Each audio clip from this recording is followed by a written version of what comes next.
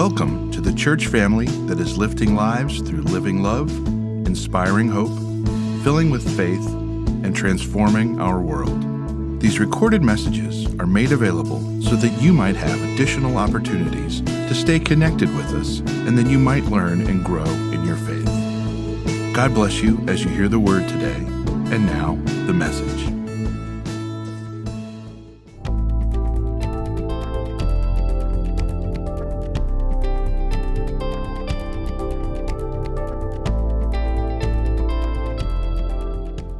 Good morning. The scripture lesson this morning is taken from Luke 19, verses 1 through 10.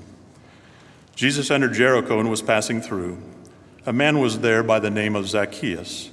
He was a tax collector and was wealthy. He wanted to see who Jesus was, but because he was short, he could not see over the crowd. So he ran ahead and climbed a sycamore fig tree to see him, since Jesus was coming that way. When Jesus reached the spot, he looked up and said to him, "Zacchaeus, come down immediately. I must stay at your house today." So he came down at once and welcomed him gladly. All the people saw this and began to mutter, "He has gone to be the guest of a sinner." But Zacchaeus stood up and said to the Lord, "Look, Lord, here and now I give half of my possessions to the poor, and if I cheated anybody out of anything, I will pay back 4 times the amount." Jesus said to him, "Today salvation has come to this house, because this man too is a son of Abraham. For the Son of Man came to seek and to save the lost." May the Lord add his blessing to the reading and hearing of his word. Zacchaeus was a wee little man, and a wee little man was he. How many of you sang that song when you were kids, right? It's a children's song, but it's not a children's story, because just in that opening line, we are introduced to vulnerability, because who wants to be called a wee little man? Like especially 2,000 years later, to be remembered throughout history as a wee little man, right? None of us want to be known that way. So right off the bat, this story introduces us to a problem. What does Zacchaeus do with his vulnerability? Well, he does what most of us do. He reaches for authority to cover up his vulnerability. That's what we're talking about, vulnerability and authority. Another story that we often learned when we were children, The Wizard of Oz. You guys remember that movie, right? When we first encounter the wizard is all-knowing and all-powerful, terrifying, in fact. By the end of the movie, what do we discover? The wizard is just a tiny little man hiding behind a curtain, pulling levers to control the show. In fact, this has become such a part of our culture, our public consciousness, that we all talk about the disappointment we feel when we see behind the curtain. For all of us, there's a gap between the person we project and the person we are inside, the authority which we project and the vulnerability which we feel. And that's what Andy Crouch calls the axis of false choice. I mean, think about it. Whenever there's a power play in our culture, right? Someone trying to exert their place in the organizational chart or prove their competency or that they know more than someone else, there is always, underneath that, there's an insecurity at play. We all experience vulnerability, exposure to meaningful risk. And whenever we experience vulnerability, we reach for authority to cover it up. Now, let me give you a simple example. When I go to a restaurant, say I'm meeting a friend, and if that friend is running behind, they send me a text, I'll be there in 10 minutes. For 10 minutes, I have to sit at a table in the restaurant by myself. In those moments, I don't know about you, but I feel incredibly vulnerable. I feel like every person is looking at me like saying, "So sad. He has no friends," you know? And so what do I do in that moment? I pull out my phone and I act like I'm busy. Now, I may be playing Candy Crush, you know what I mean? But I'm acting like I got my serious face on. I'm doing emails. Why is that? Because I need to be on my phone? No. It's because the appearance of being busy gives me some authority to cover up that vulnerability of being alone. None of us wants to be vulnerable. That's what Andy calls the axis of the false choice. Now that's an innocuous, harmless example. But the reality is that sometimes people use authority in brutal ways. I mean, there are some people in our world, the only way they can feel secure or good about themselves is if they have power over someone else. And I guarantee in our church this morning, there's some people, maybe you, have been in a position where you are underneath someone else's authority, where you were all vulnerability and there was nothing you could do about it. You know what it's like to be bullied or controlled or pushed around, to be helpless. You see, exploiting and suffering are always linked along that axis of false choice. Now, in my own life, probably the example I think of first when I think about being exploited was when Jamel and I first moved to Haiti. When Jamel and I moved to Haiti, we were newly married in our 20s, and in fact, for me, it was the first time I'd ever gone to Haiti. Neither one of us spoke a lick of Creole. And we were moving into Haiti, and we were joining up with a mission team, but we didn't fly down with the mission team. They were flying from North Carolina, we were flying from Indiana. So that meant we arrived in the airport by ourselves, and we had to navigate our way outside the airport where we would meet up with the mission team there. Now, we were, of course, feeling very vulnerable and insecure. And then on top of that, one of our bags got lost. And we didn't exactly know where to go, what to do. We eventually found the baggage claim area. We filled out some forms. It took a long time. And so by the time we had our remaining bags and were ready to exit through customs, there was no one else around, period. Just us. And we might as well have had sitting ducks stamped right on our forehead. Because with the customs agents, when they saw us, they went through the bags very slowly. There was no line pushing them to hurry. More importantly, there were no witnesses. And they began to take out of our bag anything that they thought might have value. Laptops, cameras, anything, and set it aside. Now, even though we didn't speak the language, we knew exactly what they wanted. They wanted some money. And we didn't know what to do. We were in a place where we were completely vulnerable. We had no authority, and they had all the authority. They had the uniforms and the knowledge of the laws and the knowledge of the language. And so the only authority we had was that we did have some money, and we gave them, I think, $50 each. And they put our stuff back in and said, "Here you go," and we went on our way. Now that's an example of exploiting. But there are people who are caught kind of perpetually in relationships and situations like that, for whom they can't just pull $50 out of their pocket and say, "Here's my get out of jail free card." There are communities, individuals, maybe some even here in our church, who've been stuck in long-term situations where there has been abuse and exploiting. What do you do then? I want to tell a story, or not tell a story, dive into a problem that is endemic in our culture, in our world, but it's very sensitive. And so I ask that you kind of stick with me for just a moment, because I want to talk about the issue of police officers in minority communities. Now, police officers have a very important job. Their job is to protect the vulnerable against people who would use unlawful force in order to take advantage of others. Their job is to protect the vulnerable, but in protecting the vulnerable, police officers make themselves vulnerable. They bear a tremendous risk, and so do their families. Every day they are putting their life on the line for us, and that deserves tremendous respect. So since they have such high vulnerability, they also need high authority to do their jobs well. And so, so they get that authority by the equipment which they have, the weapons that they are trained to use. They get their authority through their training, their knowledge of the law. They get their authority through their uniforms and the position they hold in the world. You following me? So police officers have high vulnerability, but they also have high authority.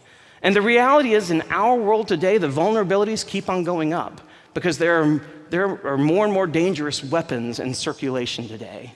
And so police officers need more and more authority. Now, here's when the problem comes in, because there are individuals in communities who feel completely exposed in the face of that authority. They feel helpless whenever they're kind of caught in it. And I've talked to too many African American parents who talk about, we have to teach our kids how to respond when they are in situations where they're just simply pulled over for a routine traffic stop. We have to teach them how to respond because we're afraid if they escalate, if they react the wrong way, it could cost them their life. That is a conversation I've never had to have with my children because it's not a fear or a thought that I have. So what do we do? Because we know police officers need authority, but what do we do when people feel vulnerable in the face of that authority? Well, I'm going to answer that question, but I'm going to answer it through the story of Zacchaeus. Zacchaeus was like that corrupt customs agent in Haiti, okay? Zacchaeus had all the power and authority he needed. He was backed by the Roman Empire. He was tasked with the job of collecting taxes from others, and he had all their military might behind him. And here's the kicker. Zacchaeus could set the taxes wherever he wanted, because that's how he earned money, is if the tax was a certain amount, he would charge more than that, and that excess, that surplus was his income. And the people who were underneath Zacchaeus were totally exposed and vulnerable. They had no choice but to pay the tax, whatever amount he set. That was Zacchaeus. But underneath all that power, what was he? A wee little man. So he had all this power and authority covering up a lot of vulnerability underneath. And here's the thing for Zacchaeus. Being rich, being powerful, it didn't fulfill him as a human being. It was an empty idol. We talked about idols, right? A couple weeks ago. And the thing that idols do, if you remember, is they kill relationships. Because idols never want us to be in a place where we can experience true vulnerability and authority. And so Zacchaeus, he is in the grip of an idol. He doesn't realize it, but he has no friendships, no relationships, no one with whom he can be real. And perhaps some part of him knows that something is missing, because when he hears Jesus is coming to town, he is drawn to the parade, the procession, wherever Jesus is going. He's drawn to the crowd. And it's more than just curiosity that Zacchaeus feels, because when he gets there, he can't see over the crowds. He is a wee little man. And so he is so determined to see Jesus that he climbs up into a tree, which that's Zacchaeus' first step into showing his vulnerability. Because in that day and that time, children climbed trees, not men of power and authority. He could have just commanded the crowd to part, perhaps. Instead, he climbed up into a tree and exposed himself to ridicule. Now, when Jesus comes along, he sees Zacchaeus, but he doesn't ridicule him. He sees him. And we gloss over that word, he sees him. But it's more than just noticing, hey, there's a man up in the tree. He sees him in a way that is different from the way everyone else sees him. Everyone else sees a rotten, dirty tax collector. Jesus sees the little man behind the curtain. He sees his vulnerability behind the authority, and he has compassion upon him. So then what does Jesus offer to Zacchaeus? He offers him relationship, friendship. Zacchaeus, you come down, for I'm going to your house today. Relationship is what Zacchaeus, and this should challenge every single one of us. Because we want Jesus to have the same judgment of others that we have. We want Jesus to condemn the people that we condemn. We want Jesus to take our side, to say that they're not worth his friendship. They're not worth saving. They're the bad guys. And yet that's who Jesus reaches out to. And in that moment, Jesus displays both authority and vulnerability. Authority, because he commands Zacchaeus, you come down. But vulnerability, because when Jesus says, I want to be friends with you, you know what he does? He exposes himself to a risk that the rest of the crowd is going to turn against him. You see, this is Zacchaeus' greatest fear, that he is going to be rejected. And you see what Jesus does? Jesus says, I'll join you in that fear. I'll let people reject me too. The effect on Zacchaeus is instantaneous. What does he do? Before Jesus even gets to his house, he bows down before him in the midst of the road and he confesses his sin. He says, I am a cheat, I admit it. And I right now give half of my wealth away, and if I've cheated anyone around you today, I'll repay it 4 times back. He humbles himself, he steps into vulnerability, he divests himself of his authority. And Jesus says, salvation has come to this man. Now, but there's still one question. You see in the picture, go back one slide, 1 second. In the previous picture, I want you to pay attention to the crowd. What do you see? You see angry faces, scowls. What is Jesus doing with this man? And so there's a choice still that has to happen. Will the crowd accept Zacchaeus? Jesus has already accepted him. Jesus has already forgiven him. But Jesus was not wronged by him. He was not exploited by Zacchaeus. It's the crowd who has to make a choice. Will we forgive? Will we let this go? Will we accept and recognize this man as our brother?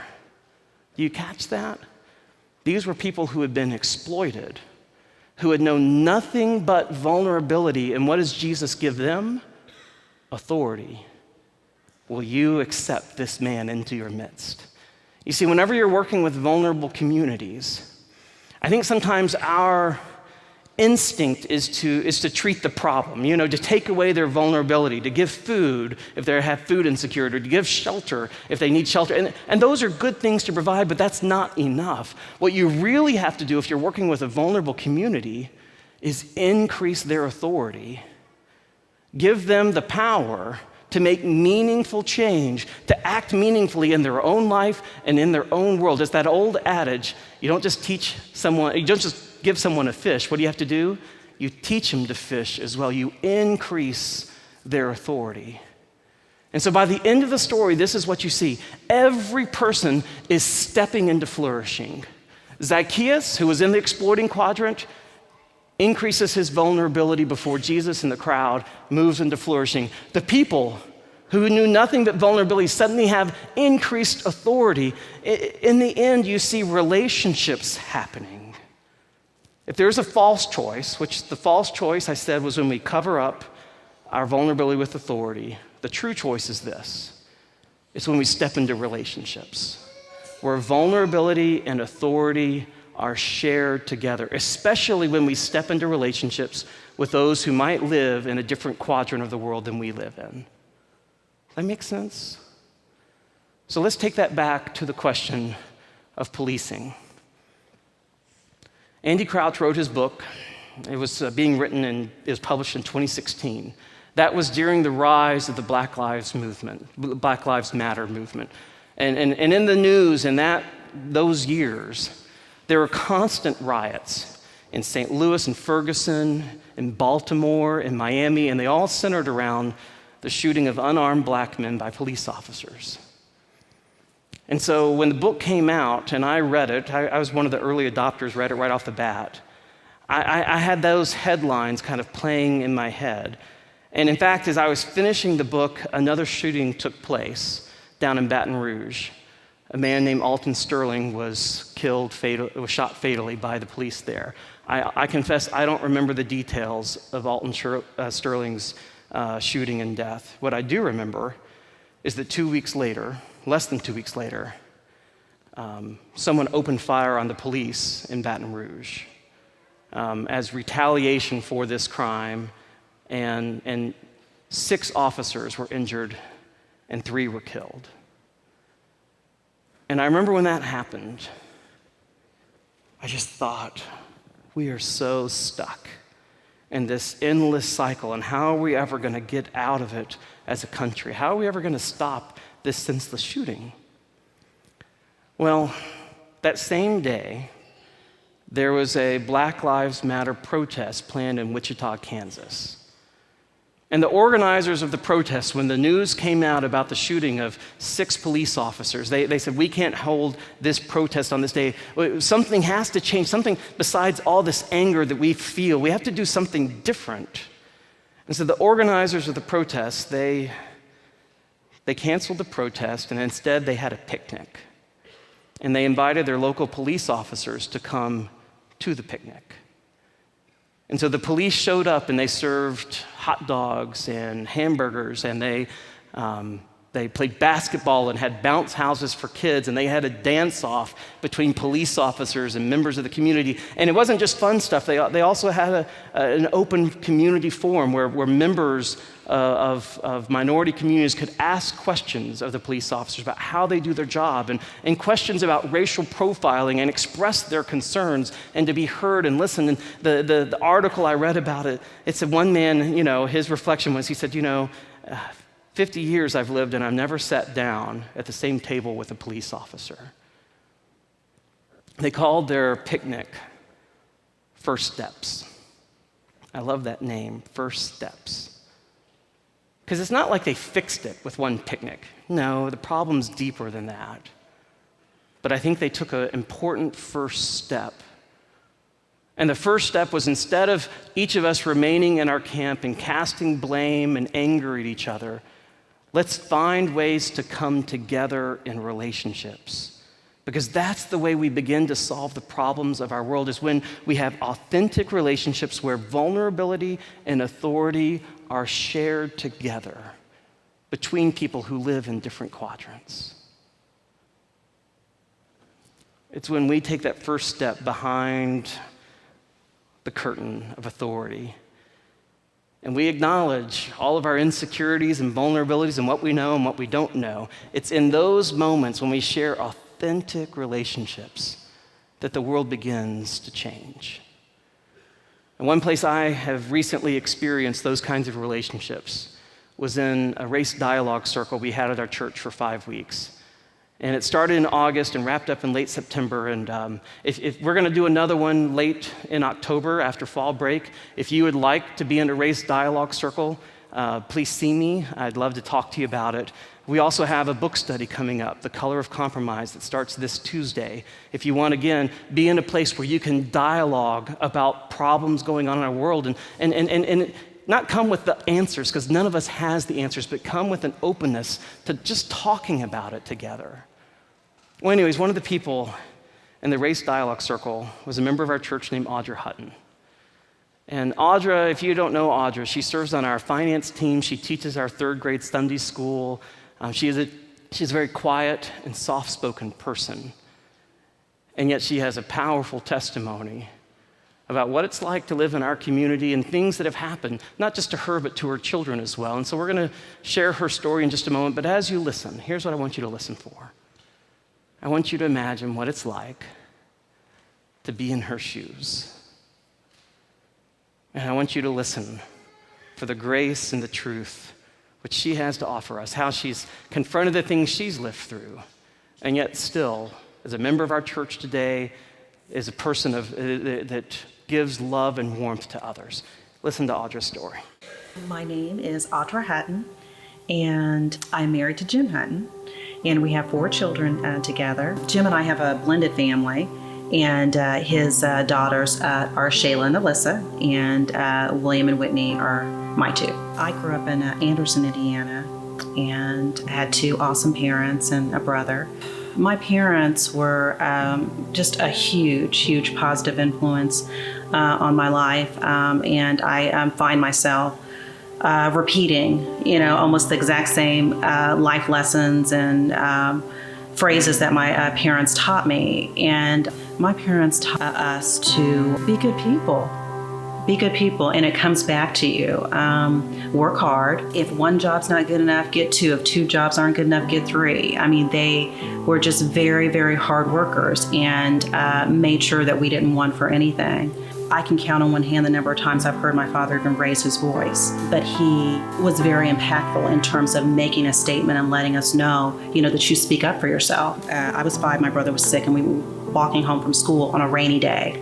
And he was driving to pick us up and didn't quite get there before we started walking. My dad was driving on the opposite side of the street trying to get us, and these teenagers came in their car, saw us, yelled at us, and pulled over, ran into a puddle to purposely splash us. It was like a tidal wave. We were so small, and we were drenched. And my father spun around, grabbed us, and chased those kids down. And we were in the back of the car cheering, just to have our dad take up for us and protect us like that. And he let those kids know that they were wrong, for what they did. As a parent, I think we all have the same hopes and dreams for our kids. You send them out and don't talk to strangers, get good grades, be good people. But being a Black woman and raising Black children, William especially, being a Black boy, there are conversations that I have to have with my children because this is the world that we're living in. Recently, William was in a vehicle. He was not the driver. He was driving with one of his friends, and she's a white female. She had some issue with her license plate. They pulled the car over and asked William, these are both teenagers, and the girl to get out of the car. And this just, it again bothers me tremendously. The kids had to get out of the car and put their hands on the car. The girl was very upset because she's like, why are you making us do that? And William asked her, please don't do that while I'm here. Just do whatever it is that he wants us to do so we can get this over.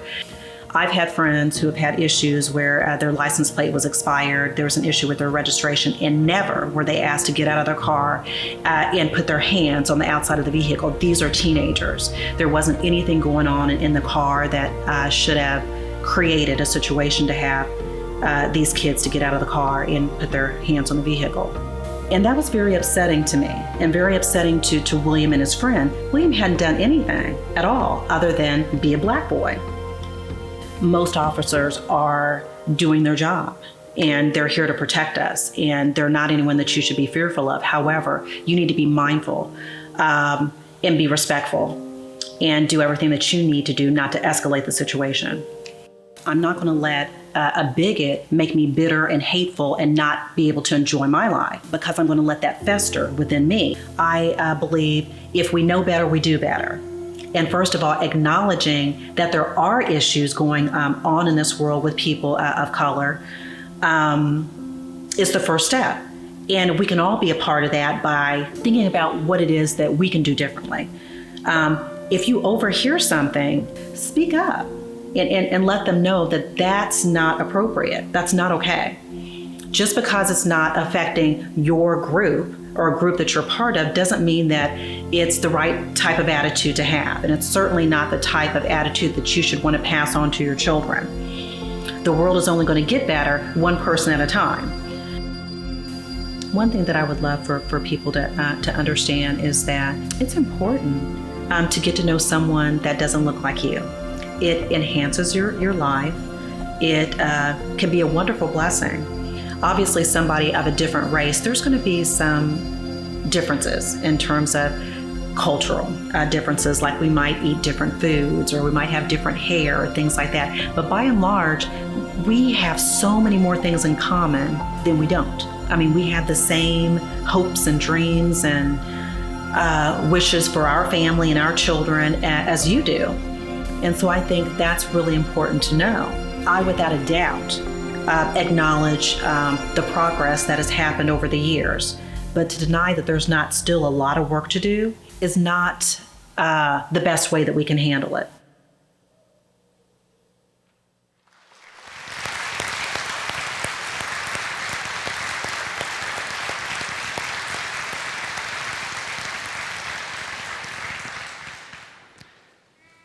A few weeks ago, we had a speaker named Cornelius Minor come to our community, spoke at Performing Arts Center at the school, and I wish he could have been here. I wish all of us could have been there to hear him speak. It was so tremendous what he had to say. And one of the things he said that stuck with me, he said, we have to stop talking about racism as if it's a personality trait.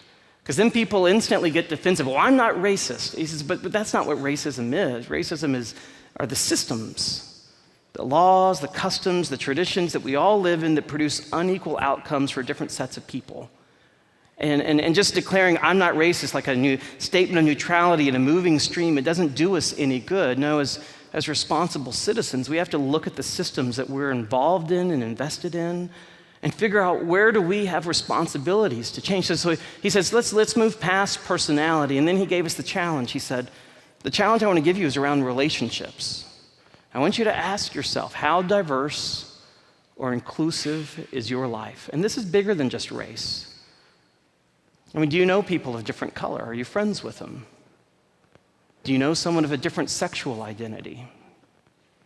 Do you know someone who struggled with mental illness or addiction we've talked about in weeks past? Do you know people who stand on different sides of the political aisle?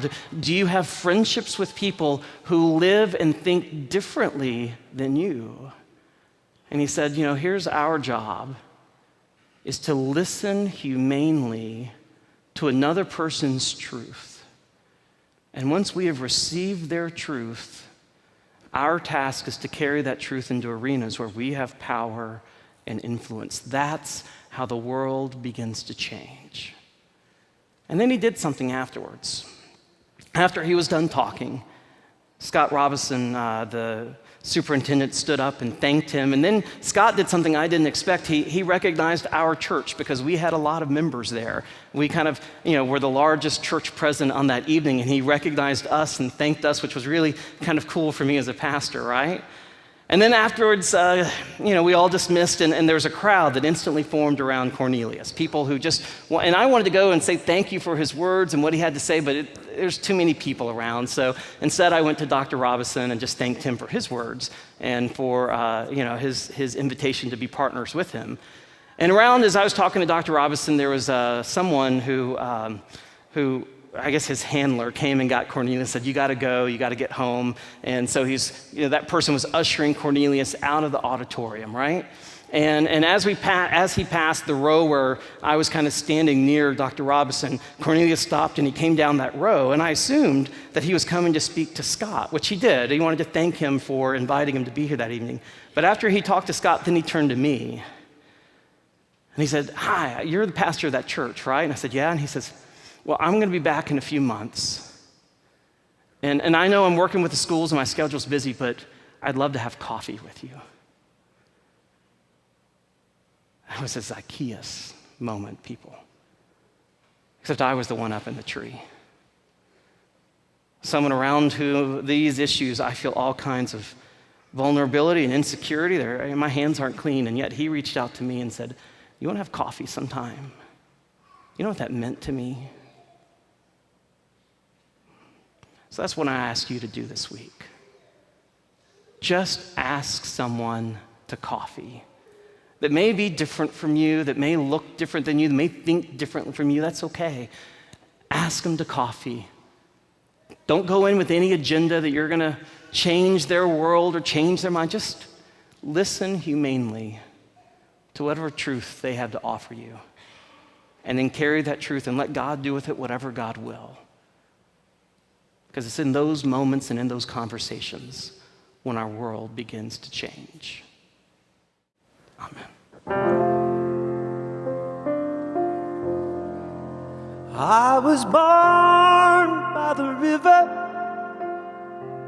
in a little tent. Oh, just like that river, I've been running ever since. It's been a long, long time coming, but I know a change is gonna come. Yes, it will. It's been too hard living, and I'm afraid to die, 'cause I don't know what's out there beyond the sky. It's been a long, long time coming, but I know change is gonna come. Oh, yes, it will. Now I go to the movies I go downtown.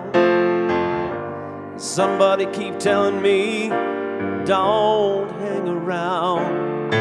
It's been a long, long time coming, but I know a change is gonna come. Yes, it will. So now I go to my brother and I say, brother, please help me, please.